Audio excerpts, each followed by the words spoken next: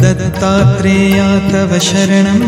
दत्तनाथा तव शरणं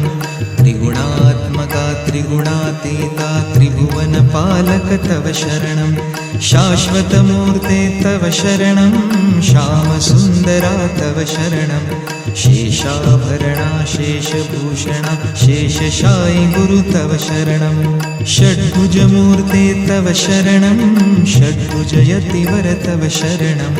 दण्डकमण्डलुगदा पद्मकर शङ्खचक्रधर तव शरणं करुणानिधे तव शरणं करुणासागर तव शरणं श्रीपाद श्रीवल्लभ गुरुवर नृसिंह सरस्वती तव शरणं श्रीगुरुनाथा तव शरणं सद्गुरुनाथा तव शरणं